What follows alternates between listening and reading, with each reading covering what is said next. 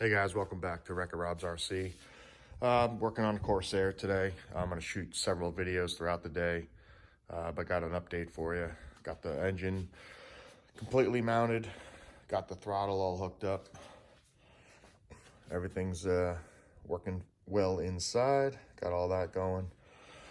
Started on the wings today. A couple things to definitely look out for. A lot of stuff that's got to be cut out. This thing's actually pretty nice. It's got hidden control horns for the rudder, the flaps, and pretty much mostly hidden on the ailerons. Obviously, once you do some paint work, it'll look pretty good. One of the things to definitely be aware of is this horn needs to be flush mounted with that surface. The manual shows that, but you can see it would be able to go down lower, but you want to make sure that's flush so you get full throw. Manual covers it, but again, something to probably be aware of. Plan on getting the ailerons mounted today, flaps mounted today. And one thing I did was surprised about, if you do want to scale this out, the manual actually shows the Robart Corsair Retracts. So if you wanted to go electric, you could actually install those. The holes are actually there for either the factory Phoenix Retracts, or you could actually use the Robart ones, which are a lot more scale. Figure what I'll do is I'll probably start initially with the stock Phoenix ones, get it test flown, get it all set up, and then potentially switch over to the Robarts. So stand by some more videos. Thanks. All right, so I got the one of the wings done. Some things I've learned just to kind of share with you guys. Aileron, really no issues. Went in really well. The flaps are a bit tricky. My recommendation, what I did, is start with the outboard, get that glued, make sure that that's actually cured, and then work your way inboard. Because they do actually, obviously are sequential, but they came out actually really nice. It's pretty impressive for the price point of this ARF. So, but just waiting on the servos. They actually should be here tomorrow, so I'll get that stuff buttoned up and share with you. What's actually pretty neat about this plane, again, let me flip this over. You know, the control horns are actually hidden, which is kind of nice. You can see the push rod will be internal to the wing. And then same, you know, with the aileron like I showed earlier. So that wing's just about done. Probably start on the other wing here shortly. Like I said, kind of got wrapped up here on the engine side. Got the cowl mounted, got the exhaust cut. I did have to cut the Cowl exhaust, probably cut about 1.5 inches or so. So we're gonna wrap that up.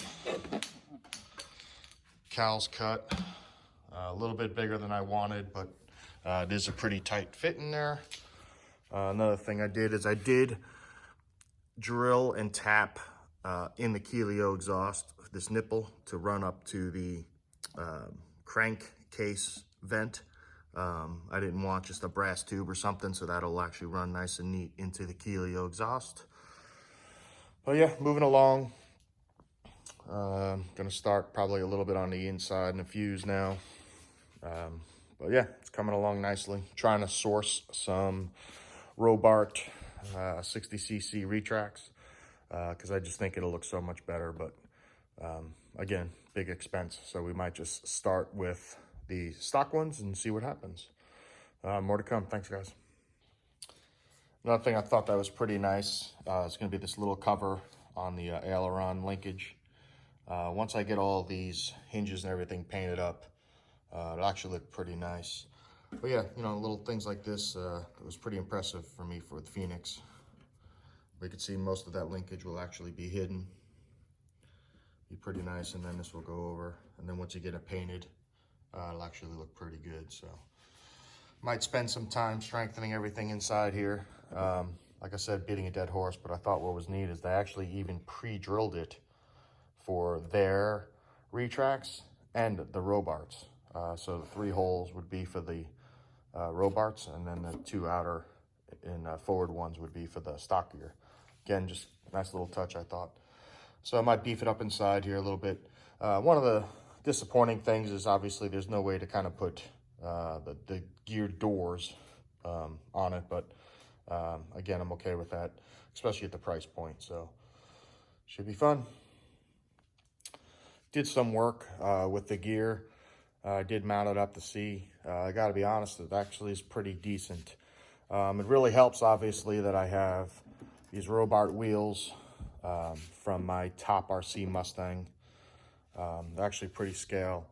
I'm gonna have to get a different bolt, obviously, but not a big deal. I did cut out the wheel well, got all that mounted. Obviously, I'm gonna do some painting. I'm not gonna leave it gray like that. But it fits in there actually really nice. That's pretty impressive. Did it look like that at one point? Obviously, get it cut out. Looks pretty good. I think gear definitely looks fairly strong. I'm pretty happy with it. Like I said, Robart would be nice, but I don't think it's a huge necessity.